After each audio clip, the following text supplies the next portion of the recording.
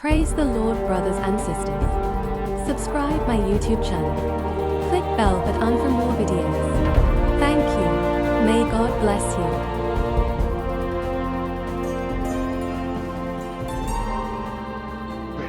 ஆகினாலே ஒரு கைத்தட்டி கர்த்தரை மகிமைப்படுத்துங்க பாங்க. ஒரு கையை தூக்கி ஒரு அல்லேலூயா சொல்லுங்க பாப்போம். இந்த சத்தம் கடைசி வரைக்கும் இருந்தா கொடுக்கப்பட்ட நேரம் வரை என் செய்தி சரியா இருக்கும். ஒருவேளை நீங்கள் சோர்ந்து விட்டால் நான் பிரசங்கத்தை முடிக்கணும்னு அர்த்தம். நீங்க சொல்லாமலே நான் முடிச்சிருவேன். ஆமென். அல்லேலூயா. போதும் என்கிற மனதுடனே கூடிய தேவ பக்தியே மிகுந்த ஆதாயம். இந்த வசனத்தை பிரித்து பிரித்து ஒவ்வொன்றாக தியானம் பண்ணி குறிக்கப்பட்ட நேரத்தில் முடிச்சிருவோம். கர்த்தர் நமக்கு நல்லவரா இருக்கிறார். ஆமென் சொல்லுங்க. ஹல்லேலூயா. நம்ம மனசு எப்படிப்பட்டது என்பதற்காக நான் ஒரு உதாரணமாக ஒரு சின்ன சம்பவத்தை சொல்றேன். ஒருத்தன் நடந்து போய் கொண்டிருந்தான். கடுமையான வெயில், தலையும் சூடா இருக்கு, கால் பாதமும் அதிகமாக தரை சூடா இருக்கு. தலையும் பாதமும் சூடுவதனால அவன் மனசுல என்ன நினைக்கிறான்னா, ஒரு சைக்கிள் இருந்தா சீக்கிரமா இந்த கொடுமையான வெயிலுக்கு தப்பிச்சு போயிடலாமேன்னு ஆசை வருது. மனசுல என்ன ஆசை வருது? நடந்து போகிறவனுக்கு ஒரு சைக்கிள் இருந்தா நல்லா இருக்கும்னு நினைச்சான். அந்த பக்கமா கொஞ்சம் நடந்து போனேன். ஒருத்தன் சைக்கிளை ஓட்டிக்கிட்டு போனான். தாத்தா ஓட்டின சைக்கிளா, அவங்க தாத்தா செத்து பிறகு அப்பா ஓட்டின அதே சைக்கிளா. இப்ப பேரன் மூணாவது தலைமுறையாக அவன் ஓட்டிட்டு போறான். அந்த வண்டி ராசியான வண்டி, பூர்வ காலத்து வண்டி. இதை எப்படி அடுத்தவங்களுக்கு கொடுக்கறதுன்னு ஆசைப்பட்டு அதை போடாம விடாம விற்காம அதை ஓட்டிக்கிட்டு போனதுனால அது கடக்கட்டி கடக்கட்டி கொடக்கட்டி கொடக்கட்டின்னு என்ன செய்கிறது, அந்த பெடல் அந்த மாதிரி உதறுது. ரொம்ப கஷ்டப்பட்டு போறான். மேடு வந்தவொடனே ரொம்ப மிதிச்சு கஷ்டப்படுறான். இறக்க வந்தவொடனே பிரேக் பிடிக்காம அவன் ஆட்டில் என்ன செய்யுது, போய்கிட்டு இருக்கு. அவன் மனசுல என்ன நினைக்கான்னா, இந்த கொடக்கட்டின்னு இந்த வண்டியை ஓட்டிட்டு போறது போல ஒரு பைக் இருந்தா சர்ன்னு போயிடலாமேன்னு அவன் கஷ்டத்தை நினைச்சு அவனுடைய மனசு அப்படியே ஆசைப்பட்டுச்சு. ஒரு பைக்கு கொஞ்சம் தூரம் கழிச்சு பார்த்தா இன்னொரு மனுஷன் பைக்கில் போய்கிட்டு இருக்கான். என்னதான் பைக்கில் போனாலும் அடிக்கிற வெயிலுக்கும் பெய்கிற மழைக்கும் நம்ம என்ன செய்ய முடியல, தாக்கு பிடிக்க முடியல. அதனால ஒரு மூடாக்கு போட்ட ஒரு கார் கிடைச்சிட்டா மழைக்கும் வெயிலுக்கும் நம்ம ஒதுக்கமா பாதுகாப்பா நல்லா போயிடலாமேன்னு அந்த பைக்கில் போறவன் காருக்கு ஆசைப்படுகிறான். ஒரு காரு கிடைக்காதா என்று ஆசைப்படுகிறான். காருல பறந்து ஒருத்தன் வேகமா போறான். அம்பாசடர் காரு அந்த காலத்துல ஃபேமஸ். போறான், சர்ரு போறான். திடீர்னு குறுக்க ஒரு பிரேக் இன்ஸ்பெக்டர் வராரு. பிரேக் இன்ஸ்பெக்டர் தெரியுங்களா? எரும மாடுன்னு அர்த்தம். குறுக்க வந்துருது. இந்த எரும மாடு குறுக்க வந்த உடனே அந்த பைக்கை ஆக்சிலேட்டரை குறைச்சு பிரேக்கை பிடிச்சு அதன் எரும மாடு விலகி போகிற வரைக்கும் பொறுமையா இருந்து அதுக்கப்புறம் அவன் போகும்பொழுது நினைக்கிறான், இந்த மாதிரி நம்ம கார்ல என்னதான் வந்தாலும் இந்த மாதிரி குறுக்க வந்த உடனே என்ன பண்றது, பெரிய பிரச்சனையா இருக்கு. தரையிலே போகாம அப்படி மேலாக்க பறந்து போகும்படி ஒரு ஹெலிகாப்டரோ ஒரு விமானமா இருந்தா எவ்வளவு நல்லா இருக்குன்னு அவன் ஆசைப்படுறான். இதுதான் மனிதனுடைய இருதயம், மனிதனுடைய மனசு. இதுதான் போதும், இருக்கிறது போதும், கிடைச்சது போதும், நமக்கு வந்தது போதும் அப்படிங்கிற ஒரு மனசு எந்த மனிதனுக்கும் வருவதே இல்லை.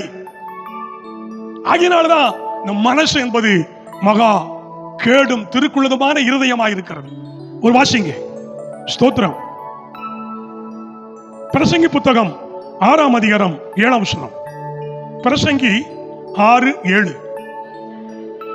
மனுஷன் படுகிற பிரயாசம் எல்லாம் அவனுடைய வாய்க்கு தானே, அவனுடைய மனசுக்கு திருப்தி என்பது இல்லை. ஆனா வேதம் சொல்லுகிறது போதும் என்கிற மனது வேணும்னு நமக்கு ஆண்டவர் சொல்லுகிறார். ஆனா இருதயம், மனுஷனுடைய இருதயம் எப்படிப்பட்டது? அது திருப்தி அடையாதது. நம்ம மனசு எப்படிப்பட்டது? திருப்தி என்பது கிடையாது. மேலும் மேலும் மேலும் மேலும் வேணும் வேணும் வேணும் வேணும் என்றுதான் நம்முடைய மனசு இன்னும் திருப்தி அடையாமலதான் இருக்கு. ஆனால் ஒரு மனிதன் போதும் என்கிற மனதோட இருக்கணும்னு ஆண்டவர் விரும்புகிறார். இந்த ராத்திரி வேளையில ஆவிக்குரிய எழுப்புதல் கூட்டத்திற்கு முதல் நாளிலே வந்திருக்கிற தேவனுடைய மக்களே, உங்க மனசு இன்றைக்கு போதும் அப்படிங்கிற திருப்தியான ஒரு மனதாக மாற வேண்டும் என்று விரும்புகிறார். இதுவரைக்கும் உங்களுடைய மனம் திருப்திப்படாமல் இருந்தால் இன்றைக்கு ஒரு தீர்மானம் எடுத்து என் மனதில் போதும் என்கிற மனதோடு கூட நான் வாழ ஆரம்பிப்பேன் என்றால் நீங்களும் நானும் ஆசீர்வதிக்கப்பட்டவர்கள், தேவனுடைய பார்வையில் பாக்கியவான்கள், பாக்கியவதிகள். ஆமென் சொல்லுங்க. அல்லேலூயா, அல்லேலூயா. நீதிமொழிகள் 30ஆம் அதிகாரம் 15-16 வாசிக்கலாம். நீதிமொழிகள் 30:15-16. தா தா என்கிற 2 குமாரத்திகள் அட்டைகளுக்கு உண்டு. திருப்தி அடையாத காரியம் 3 இருக்கு, போதும் என்று சொல்லாத 4 இருக்கு. அவை யாவன? பாதாளம், மலட்டு கற்பமும், தண்ணீரால் திருப்தி அடையாத வறண்ட நிலமும், போதும் என்று சொல்லாத அக்கினியுமே.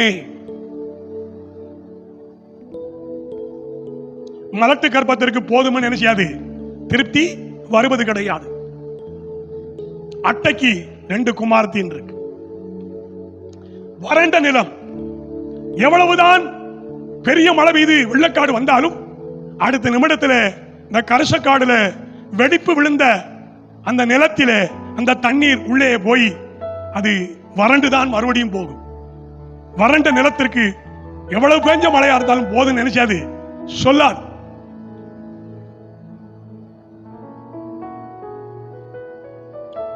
அக்கினி ஒரு சின்ன நெருப்பு தான், எவ்வளவு விறகு போட்டாலும் போதும்னு சொல்லாது, எரிஞ்சுக்கிட்டே இருக்கும். ஆகினாலே இந்த 4 வகையான காரியங்கள் திருப்தி அடையாமல் இருப்பது போலதான் மனுஷனுடைய ஒவ்வொரு இருதயமும் மனசுல போதும், கிடைச்ச மனைவி போதும், கிடைச்ச புருஷன் போதும், கிடைச்ச பிள்ளை போதும், கிடைச்ச வீடு போதும், கிடைச்ச வேலை போதும், கிடைச்ச வருமானம் போதும் என்று சொல்லி எந்த மனிதனுக்கும் திருப்தி வருவதில்லை. மேலும் மேலும் மேலும் மேலும் ஆசை வந்து கொண்டுதான் இருக்கும். இந்த மனதுக்கு திருப்தி என்பது கிடையாது. ஆனா ஆண்டவர் என்ன சொல்றாரு, போதும் என்கிற மனதோடு கூட தேவ பக்தி தான் மிகுந்த ஆதாயம் இருக்கு. ஆமென் சொல்லுங்க. இந்த உலகத்துல கோடிக்கணக்கான ஜனங்கள் இருந்தாலும் கொஞ்ச ஜனம் தான் இறைவனை தேடுகிற மக்களா இருக்கிறோம். ஏனென்றால் நம்முடைய மனது தேவ பக்தியை விரும்புகிறது. பக்தி உள்ளவன் உண்டோ, தேவனை தேடுகிற உணர்வு உள்ளவன் உண்டோ என்று கடவுளுடைய கண்கள் பூமி எங்கு உலாவிக்கிட்டு வரும் பொழுது கொஞ்ச ஜனமாகிய நம்மைத்தான் ஆண்டவருடைய கண்கள் பார்க்கிறது. மற்றதெல்லாம் இந்த உலகமும் உலகத்தின் காரியமும் அநேக ஆசைகளும் தேவனுக்கு நேரம் கொடுக்காமல், தேவனை தேடாமல், தேவனுக்கு முக்கியத்துவம் கொடுக்காமல் அவர்கள் மனசும் மாம்சம் விரும்புகிறபடி ஓடி அலைகிறார்கள். சிங்கக்குட்டி தாட்சியடைந்து பட்டினி கிடந்தாலும் கர்த்தரை தேடுகிறவர்களுக்கும் ஒரு நன்மையும் குறைவுபடாது என்று சொல்லி இருக்க, அவர் வாட்டில சொல்லிட்டு கிடக்காரு, அவருக்கு வேலை இல்லை என்று கடவுளை அலட்சியம் பண்ணி தங்கள் வழிகளிலேயே திருப்தி அல்லாத மனதோடு இந்த உலகத்தையே தேடிக்கொண்டிருக்கிறார்கள். நீங்களும் நானும் இந்த நாளிலே 3 நாள் கூட்டம் நடக்கிறது, முதல் நாள் கூட்டம் நடக்கிறது. ராஜபாளையம் பகுதியிலிருந்து ஒரு இறை ஊழியக்காரர் வருகிறாரு. அவர் மூலம் இறைவன் நமக்கு ஒரு வார்த்தை கர்த்தர் கொடுக்க மாட்டாரா? நம்முடைய குடும்பத்துக்காக பேச மாட்டாரா? நம்ம பிள்ளைகளுக்கு ஏதாகிலும் ஒரு வார்த்தை சொல்ல மாட்டாரா என்ற ஆவலோடு, வாஞ்சியோடு, தாகத்தோடு தேடி வந்த மனிதர்களின் தேவைகளை அறிந்தவர் இன்றைக்கும் அற்புதம் செய்வார். உங்கள் குடும்பத்தில் அதிசயத்தை செய்வார். ஆமென், ஹல்லேலூயா. உங்களை அவர் வெறுமையாய் அனுப்ப மாட்டார்.